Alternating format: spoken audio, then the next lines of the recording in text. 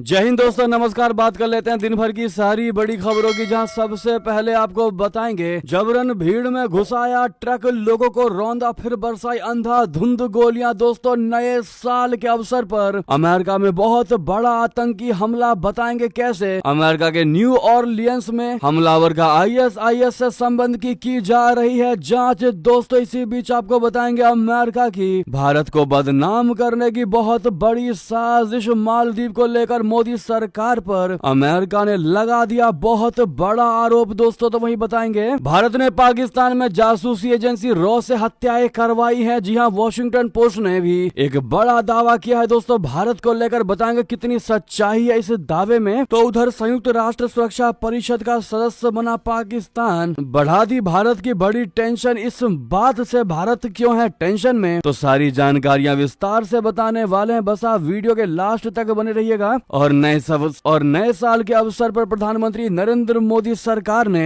गरीबों को लेकर कौन कौन सी नई योजनाएं बनाई है, हर एक खबर आपको बता रहे हैं। दोस्तों, तो वीडियो के लास्ट तक बने रहेगा। और खबरों में आगे बढ़ने से पहले देश भारत का निरंतर समर्थन करते हैं और इस नए साल के अवसर पर ये प्रण लेना चाहते हैं कि भारत को निरंतर हम सब मिलकर आगे बढ़ाएंगे। तो इस वीडियो को लाइक करके, चैनल को सब्सक्राइब करके, बेल आइकन दबा के कमेंट में जय हिंद अवश्य कह दीजिएगा। अब बात कर लेते हैं पहली और सबसे बड़ी खबर की, जहां अमेरिका में जबरन भीड़ में घुसाया ट्रक, लोगों को रौंदा, फिर बरसाई अंधाधुंध गोलियां। दोस्तों, अमेरिका में बहुत बड़े आतंकी हमले की खबर निकलकर सामने आ रही है। बता दें, नए साल के दिन अमेरिका के न्यू ऑरलियंस शहर में मातम पसर गया। लुइसियाना के न्यू ऑरलियंस शहर में बुधवार को एक ट्रक ने भीड़ में घुसकर लोगों को रौंद डाला। घटना में 10 लोगों की मौत हो गई तो कहीं 12 लोगों की मौत की भी जानकारी आ रही है और 30 से अधिक लोग घायल हो गए। ये घटना न्यू ऑरलियंस के प्रसिद्ध कैनाल और बॉर्बन स्ट्रीट पर हुई है, जहां बड़ी संख्या में लोग जमा थे, नए साल का जश्न मना रहे थे। हादसे के बाद स्थानीय अधिकारियों ने घटना को आतंकवादी हमला करार दिया है। एपी की रिपोर्ट के मुताबिक सुरक्षा अधिकारियों ने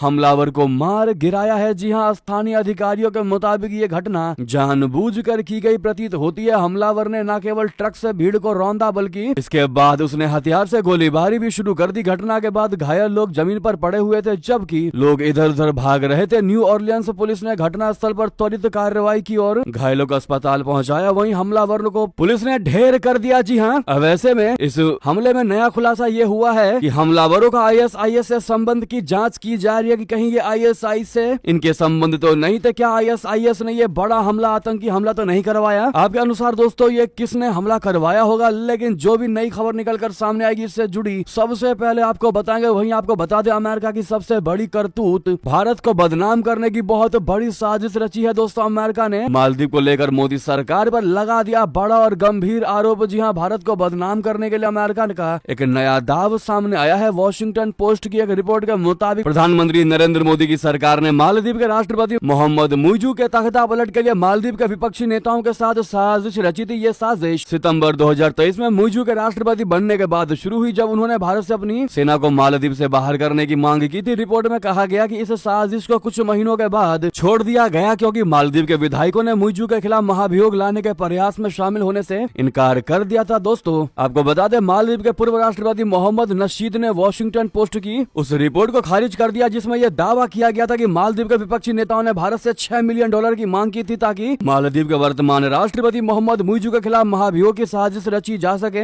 नशीद ने इस दावे को सिरे से नकारते हुए कहा कि उन्हें इस तरह की किसी गंभीर साजिश की जानकारी नहीं है और भारत कभी भी ऐसी साजिश का समर्थन नहीं करेगा। यानी कि अमेरिका ने जिस प्रकार से ये घनघोर और बेबुनियाद आरोप लगाए, उसी प्रकार से मालदीव के पूर्व राष्ट्रपति ने इस आरोप को खारिज भी कर दिया, जो अमेरिका की बहुत बड़ी दोगलापन को दर्शाता है। इस पर आपकी क्या राय है दोस्तों? वहीं आपको लगे हाथों बता दे। इतना ही नहीं, दूसरी ओर वॉशिंगटन पोस्ट ने भी भारत को लेकर बहुत बड़ा दावा कर दिया है कि भारत ने पाकिस्तान में जासूसी एजेंसी रॉ से हत्याएं करवाई हैं। जी हां, अमेरिकी अखबार वॉशिंगटन पोस्ट का कहना है कि भारत की खुफिया एजेंसी रॉ यानी कि रिसर्च एंड एनालिसिस विंग ने कथित तौर पर 2021 के बाद से पाकिस्तान में लगभग आधा दर्जन लोगों को मारने के लिए एक व्यवस्थित हत्या कार्यक्रम को अंजाम दिया। रॉ द्वारा कराई गई योजनाबद्ध 6 ऐसी हत्याएं ठीक उसी तरह थी जिस तरह यूएस और कनाडा में खालिस्तानी अलगाववादियों को कथित तौर पर मारने या साजिश रचने का अभियान चलाया गया। अखबार ने अज्ञात अधिकारियों के हवाले से कहा कि पाकिस्तान में हत्याएं भारतीय नागरिकों ने नहीं, बल्कि पाकिस्तान के छोटे अपराधियों के गैंग या अफगानिस्तान के कॉन्ट्रैक्ट किलर्स द्वारा की गई। रॉ ने कथित तौर पर दुबई में रहने वाले कारोबारियों को बिचौलिए बनाकर इस ऑपरेशन ऑपरेशन को अंजाम दिया। इस ऑपरेशन में निगरानी करने, हत्याएं करने और हवाला या अनौपचारिक अंतर्राष्ट्रीय वित्तीय नेटवर्क के जरिए भुगतान की व्यवस्था के लिए अलग अलग टीमें भी तैनात की थी। यानी कि ऑपरेशन को अंजाम देने के लिए रॉ ने हवाला रैकेट भी चलाया। ये बड़ा ही अजीबोगरीब है कि भारत में हवाला या मनी लॉन्ड्रिंग के खिलाफ सख्त कानून है और भारत आए दिन मनी लॉन्ड्रिंग पर कार्रवाई करती है, लेकिन दूसरी तरफ वॉशिंगटन पोस्ट की रिपोर्ट बता रही है कि भारत सरकार की खुफिया एजेंसी खुद हवाला रैकेट चला रही थी, जिसके तार दुबई से लेकर पाकिस्तान और अफगानिस्तान तक फैले हुए थे। जी हाँ, आपको बता दें भारत के विदेश मंत्रालय ने आरोपों पर वॉशिंगटन पोस्ट को प्रतिक्रिया देने से इनकार कर दिया। इससे पहले भी भारतीय अधिकारियों ने खास हत्याओं में अपनी भूमिका की ना तो पुष्टि की है और न ही इनकार किया है, लेकिन कहा है कि ऐसी हत्याएं आधिकारिक नीति का हिस्सा नहीं थी। जी हाँ, अब देखना ये होगा कि भारत सरकार इस पर क्या प्रतिक्रिया देती है। नेक्स्ट खबर बता दें, संयुक्त राष्ट्र सुरक्षा परिषद का सदस्य बना पाकिस्तान जुलाई में करेगा यूएनएससी की अध्यक्षता। टेंशन में क्यों अपना भारत? जी हाँ, बता दें नए साल के दिन पहले दिन पाकिस्तान संयुक्त राष्ट्र सुरक्षा परिषद बोले तो यूएनएससी के अस्थायी यानी टेम्परेरी मेंबर के रूप में 2 साल का कार्यकाल शुरू कर रहा है। पाकिस्तान को यूएनएससी की अस्थायी सदस्यता तब मिल रही है जब पूरी दुनिया कई तरह की परेशानियों का सामना कर रही है। ये यूएनएससी में पाकिस्तान का 8वां कार्यकाल है। जून में जापान की जगह चुने गए पाकिस्तान ने यूएनएससी में एशिया पैसिफिक की 2 सीटों में से एक पर कब्जा किया है। इतना ही नहीं, पाकिस्तान जुलाई में संयुक्त राष्ट्र सुरक्षा परिषद की अध्यक्षता भी करेगा। ऐसे में तय माना जा रहा है कि पाकिस्तान हर बार की तरह इस बार भी इस मंच का दुरुपयोग करने, अपने भारत विरोधी प्रोपेगेंडा फैलाने के लिए जरूर करेगा। दोस्तों, पाकिस्तान भले ही 2 वर्ष के लिए संयुक्त राष्ट्र सुरक्षा परिषद का सदस्य बना है या फिर जुलाई में इसकी अध्यक्षता करेगा, लेकिन उसके पास शक्तियां जो है वो सीमित ही रहेंगी यानी लिमिटेड रहेंगी। पाकिस्तान के पास सुरक्षा परिषद के 5 अस्थायी सदस्यों की तरह वीटो शक्ति नहीं होगी। ऐसे में वो किसी भी प्रस्ताव पर मतदान कर सकता है या फिर उसका विरोध कर सकता है, लेकिन किसी भी प्रस्ताव को रोक नहीं सकता। ऐसे में भारत को थोड़ी राहत जरूर मिलेगी, लेकिन पाकिस्तान को इस शक्तिशाली मंच से हर बार भारत के खिलाफ गलत बयानी करने और प्रोपेगेंडा फैलाने का मौका जरूर मिल जाएगा और यही भारत के टेंशन का कारण है। इस पर आपकी जो भी राय है दोस्तों बताइएगा जरूर। लेकिन सबसे बड़ी और अहम बात यह है, जो खुद पाकिस्तान आतंकवादियों को पालता है वो शांति दूत बनने वाला है 2 साल के लिए यूएनएससी में। जी हाँ, बड़ा ही अटपटा सा साउंड कर रहा है पाकिस्तान के मेंबरशिप इस यूएनएससी में, लेकिन क्या करें, नियम ही ऐसे हैं। अब आतंकिस्तान भी शांति का ज्ञान पूरी दुनिया को देंगे। नेक्स्ट खबर आपको बता दें, दिल्ली में फिर गिरफ्त में आए 11 बांग्लादेशी घुसपैठिए। पुलिस ने एफआरआरओ की मदद से उनको भेजा वापस। जी हाँ, दिल्ली पुलिस ने शहर में अवैध रूप से रह रहे बांग्लादेशी घुसपैठियों के खिलाफ अपना अभियान जारी रखते हुए हाल ही में 11 बांग्लादेशियों को पकड़कर वापस उनके देश भेज दिया है। इस बारे में जानकारी देते हुए पुलिस ने बताया कि सभी 11 अवैध नागरिकों को एफआरआरओ बोले तो विदेशी क्षेत्रीय पंजीकरण कार्यालय के माध्यम से वापस बांग्लादेश भेजा गया है। ये कार्रवाई दक्षिण पश्चिम जिले की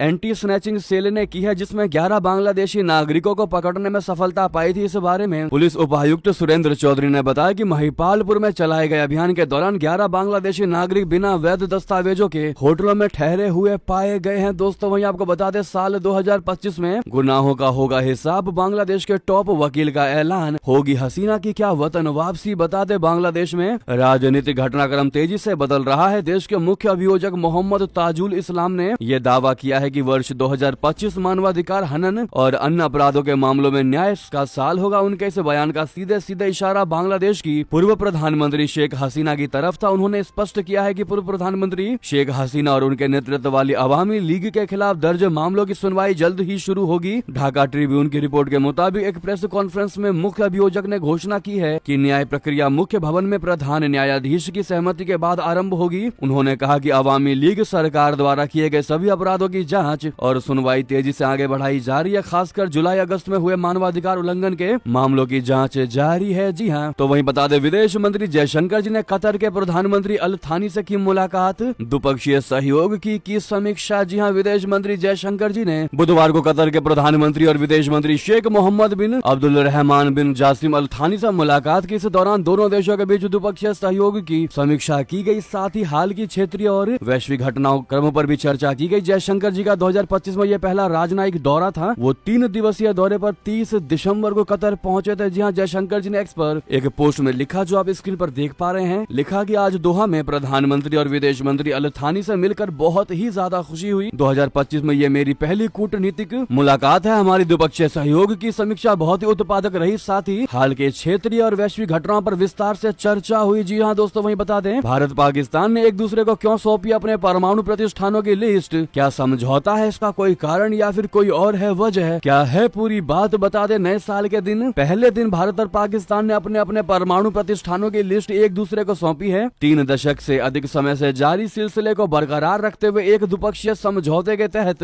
दोनों पड़ोसी राष्ट्र ने ये कदम उठाया। दोनों देशों ने न्यूक्लियर प्रतिष्ठानों की सूची का आदान प्रदान बुधवार को किया। विदेश मंत्रालय ने कहा कि लिस्ट का आदान प्रदान परमाणु प्रतिष्ठानों पर हमले को रोकने वाले एक समझौते के प्रावधानों की वजह से किया गया है। भारत और पाकिस्तान ने इस दौरान एक दूसरे की हिरासत में बंद कैदियों की लिस्ट का भी आदान प्रदान किया। वो हम आपको आगे की खबरों में बताएंगे। वहीं आपको बता दें, ट्रूडो ने अमेरिका को तेवर दिखाते कि नए साल की शुरुआत ट्रंप को दो टूक कहते हुए कहा कि हल्के में मत लेना डोनाल्ड ट्रंप हमें, क्योंकि हम यानी कनाडा आजाद और मजबूत देश हैं। जी हां, 2025 के पहले दिन कनाडा के प्रधानमंत्री जस्टिन ट्रूडो ने अपने नागरिकों को नए साल की शुभकामनाएं दी, लेकिन उनके संदेश में एक खास इशारा था जो सीधे तौर पर अमेरिकी पूर्व राष्ट्रपति डोनाल्ड ट्रंप, जो अब नए राष्ट्रपति बनने वाले हैं, उनके खिलाफ था। ट्रंप ने हाल ही में कनाडा को अमेरिका का राज्य बनाने का प्रस्ताव दिया था। हमने आपको वो भी कवर करके खबर बताई थी, जिससे ट्रूडो ने इशारों में नकारते हुए कहा कि कोई भी उनकी बात को हल्के में ना ले, क्योंकि कनाडा एक स्वतंत्र और मजबूत देश है। ट्रूडो ने अपने ट्वीट में लिखा कि देश भर में काउंटडाउन शुरू हो गया है, चाहे आप घर पर हो या विदेश में हो। 2025 नए अवसरों और चुनौतियों के साथ आएगा, लेकिन एक बात जो हम जानते हैं वो ये है कि हमारा देश मजबूत और आजाद है और हमें इसे अपना घर कहने पर गर्व है। Happy new year Canada. तो ये बयान था दोस्तों जस्टिन ट्रूडो का, जो डायरेक्टली जवाब था डोनाल्ड ट्रंप के उस प्रस्ताव का। बहरहाल अगली खबर आपको बता दें, जहां तालिबान को घेरने के लिए ताजिकिस्तान से समझौता चाहता है पाकिस्तान। ISI चीफ की अहम बैठक, बदलेगा क्षेत्र का क्या समीकरण? बता दे, पाकिस्तान और अफगान तालिबान के बीच लगातार तनाव बढ़ता ही जा रहा है। इससे निपटने के लिए पाकिस्तान अब ताजिकिस्तान के साथ पार्टनरशिप बना रहा है। पाकिस्तान की ओर से इसकी कोशिश हो रही है। हालांकि फिलहाल ताजिकिस्तान की सरकार तालिबान के खिलाफ कोई गठबंधन बनाने को उत्सुक नहीं दिखाई दे रही। इस पर चर्चा के लिए पाकिस्तान की खुफिया एजेंसी ISI के चीफ जनरल मोहम्मद असीम मलिक ने ताजिकिस्तान के राष्ट्रपति इमोमाली रहमोन से मुलाकात की है। दोस्तों, ET की रिपोर्ट के मुताबिक पाकिस्तान अब अफगानिस्तान की सत्ता पर काबिज तालिबान को काउंटर करने के लिए ताजिकिस्तान के साथ साझेदारी चाहता है। ताजिकिस्तान सरकार तालिबान के खिलाफ रहा है, लेकिन काबुल की वर्तमान अफगान सरकार के खिलाफ कोई सुरक्षा गठबंधन बनाने पर आगे बढ़ेगी, यह कहना जल्दबाजी होगी। नेक्स्ट खबर बता दें, बांग्लादेश से बड़ी खबर, जेल में बंद हिंदू संत चिन्मय कृष्ण दास के एक मामले की आज सुनवाई। इस्कॉन ने न्याय की मांग। जी हां, बांग्लादेश के जेल में बंद हिंदू संत चिन्मय कृष्ण दास की जमानत पर गुरुवार को सुनवाई होगी, यानी आज सुनवाई होगी उनकी जमानत पर। चटगांव मेट्रोपॉलिटन सत्र न्यायाधीश की अदालत में सुनवाई होगी, लेकिन चिन्मय कृष्ण दास के वकील रविंद्र घोष कोलकाता के SSKM अस्पताल में भर्ती हैं। इस कारण उनके हाजिर होने की संभावना बहुत ही कम है। इस बीच अंतर्राष्ट्रीय कृष्ण भावनामृत संघ कोलकाता के प्रवक्ता राधा रमन दास ने न्याय की उम्मीद जताई है। बता दें कि 27 नवंबर को ढाका पुलिस ने चिन्मय कृष्ण दास ढाका से चटगांव जाते वक्त शहजलाल एयरपोर्ट से गिरफ्तार कर लिया गया था। साथ ही बता दें, एग्जाम किया पास, फिर भी बांग्लादेश में हिंदुओं को नहीं मिलेगी सरकारी नौकरी। जी हां, संगठन ने यूनुस सरकार पर उठा दिए कड़े सवाल। जी हां, बांग्लादेश अल्पसंख्यकों को सताने से बाज नहीं आ रहा। हिंदू, बौद्ध और क्रिश्चियन समुदाय यूनुस सरकार की आंखों में कांटे की तरह चुभ रहे हैं। 43वीं सिविल सेवा यानी BCS भर्ती में धार्मिक अल्पसंख्यकों को दरकिनार करके जारी किया गया बजट सरकार की भेदभावपूर्ण नीतियों को उजागर करता है। हिंदू, बौद्ध, क्रिश्चियन एक्स परिषद ने 30 दिसंबर को जारी गजट को तत्काल रद्द करने की मांग की है। परिषद का कहना है कि इस गजट में 168 उम्मीदवारों को बाहर किया गया है, जिनमें 71 धार्मिक अल्पसंख्यक समुदायों से है। इसे धार्मिक घृणा और भेदभावपूर्ण मानसिकता का सीधा उदाहरण बताया गया है। दोस्तों, वही बता दें, जो मालदीव ने भारत के साथ किया, वही अब अफ्रीकी देश फ्रांस के साथ कर रहा। जी हां,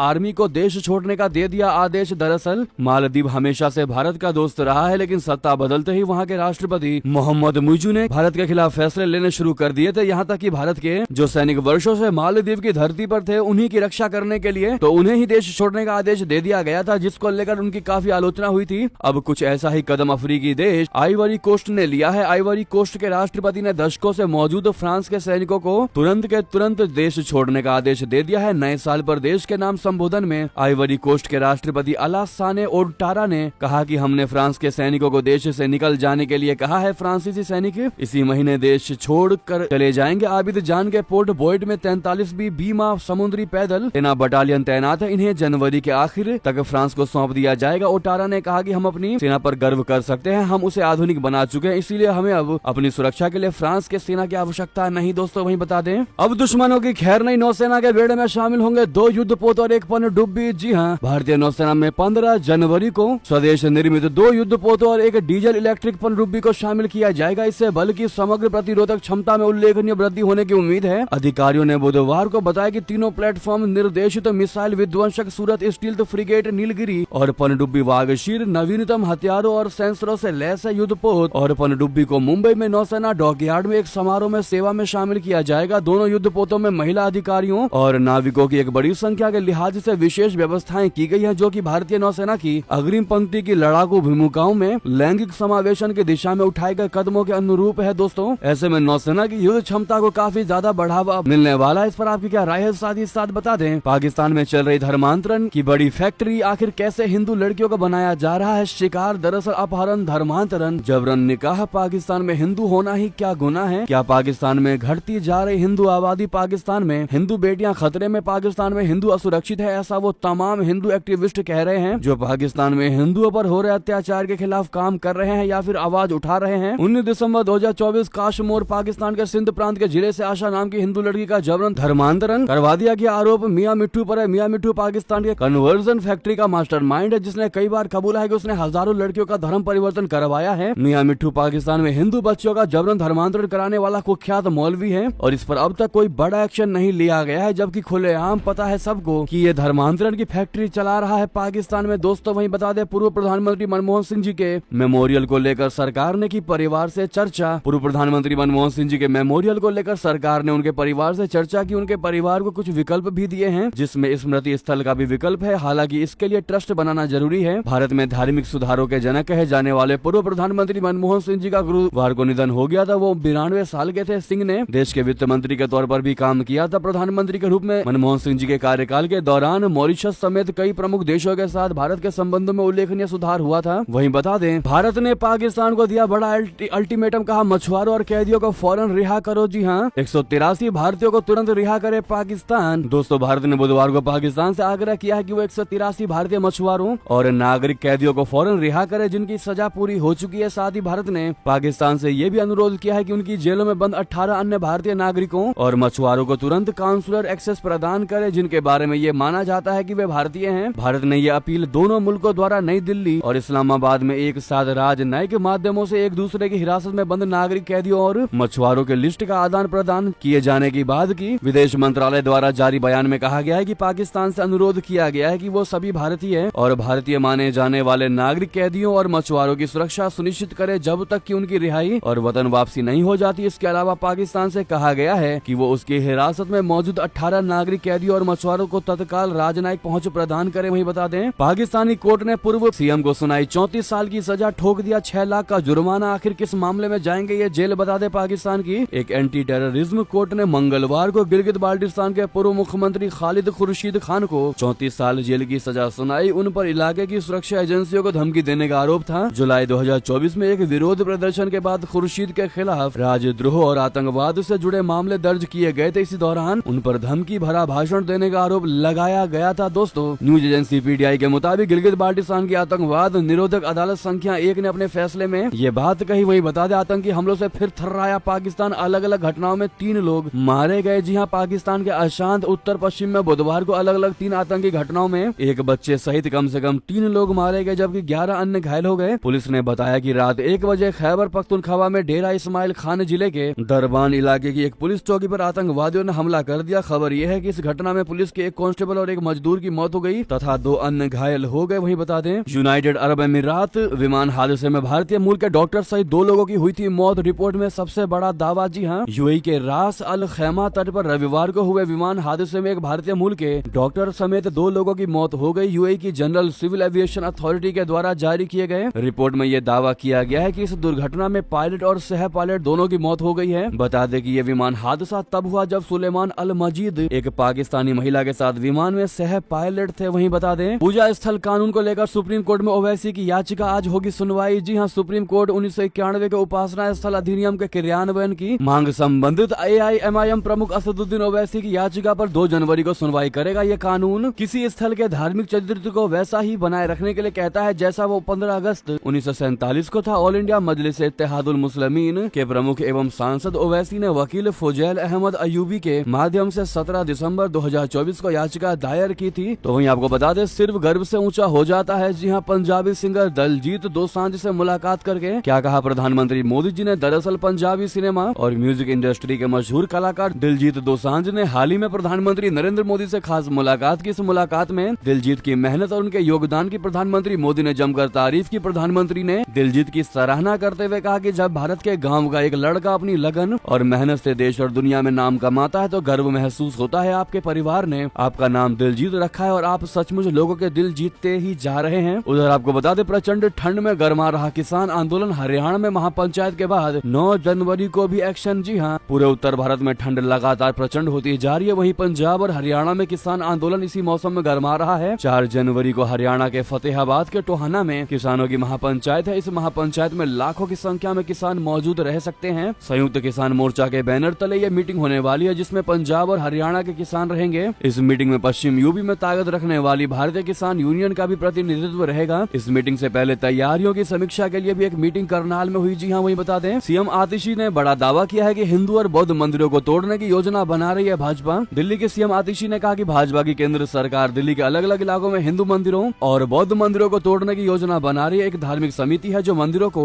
शिफ्ट करने या उन्हें तोड़ने के बारे में फैसला लेती है। ये दिल्ली सरकार के गृह मंत्री के अधीन आती है। पिछले साल तक इस समिति के सभी फैसले पहले गृह मंत्री के सामने रखे जाते थे और उनकी मंजूरी के बाद ही कोई कार्रवाई की जाती थी। लेकिन पिछले साल दिल्ली के एलजी ने आदेश दिया है कि किसी भी धार्मिक स्थल को तोड़ना कानून व्यवस्था का मामला है और इसीलिए यह दिल्ली एलजी के अधीन आता है और इसलिए दिल्ली के सीएम या गृह मंत्री का इससे कोई लेना देना नहीं है। बहरहाल दोस्तों, आतिशी लगातार भाजपा पर वार करते दिखाई दे रही है। हालांकि विपक्ष का जो काम होता है दोस्तों, बेवजह सरकार को बिना किसी मुद्दे पर घेरना, वैसा ही करते दिखाई दे रहे हैं आम आदमी पार्टी के लोग। इस पर आपकी क्या राय है, वहीं आपको बता दें, मोदी सरकार का किसानों को नए साल पर बड़ा तोहफा, खाद पर ज्यादा सब्सिडी, फसल बीमा योजना पर भी बहुत बड़ी सौगात। जी हाँ, नए साल की पहली कैबिनेट मीटिंग में किसानों के लिए अहम प्रस्तावों को मंजूरी मिली है। इसमें डीएपी फर्टिलाइजर बनाने वाली कंपनियों के लिए सरकार ने स्पेशल पैकेज को मंजूरी दी है। इससे किसानों को डीएपी के लिए अधिक कीमत नहीं चुकानी पड़ेगी और वो खाद पर ज्यादा सब्सिडी हासिल कर पाएंगे। डीएपी बनाने वाली कंपनियों को मिलने वाली सब्सिडी के अतिरिक्त सरकार वित्तीय मदद भी देगी। 2025 की पहली कैबिनेट मीटिंग में केंद्र सरकार ने डीएपी फर्टिलाइजर्स के मैन्युफैक्चरर्स को राहत देने का ऐलान कर दिया है। इसके तहत उन्हें सब्सिडी के अलावा आर्थिक सहायता देने पर भी मंजूरी दी गई है। इन फैसलों का लक्ष्य कृषि उत्पादकता को बढ़ावा देना, किसानों को आर्थिक रूप से मदद देना और जरूरी फर्टिलाइजर्स तक किफायती पहुंच दिलाना है। जी हाँ, तो उधर ब्रीफिंग में रेल मंत्री अश्विनी वैष्णव ने एक और फैसला लेते हुए कहा है कि केंद्र सरकार की कैबिनेट के फैसले के तौर पर प्रधानमंत्री फसल बीमा योजना के लिए 69,515 करोड़ रुपए की मंजूरी कर दी गई है। 4 करोड़ किसानों को इसका बेनिफिट मिलेगा। जी हाँ, साथ ही साथ आपको बता दें, अयोध्या, काशी, जगन्नाथ पुरी और भी कई जगहों पर हर तरफ दिखी न्यू ईयर की धूम। 2025 के पहले दिन मंदिरों में श्रद्धालुओं की भारी भरकम भीड़। जी हाँ, नए साल की शुरुआत के साथ ही देश भर के मंदिरों में भक्तों की भारी भीड़ देखने को मिली है। श्रद्धालुओं ने नए साल का स्वागत,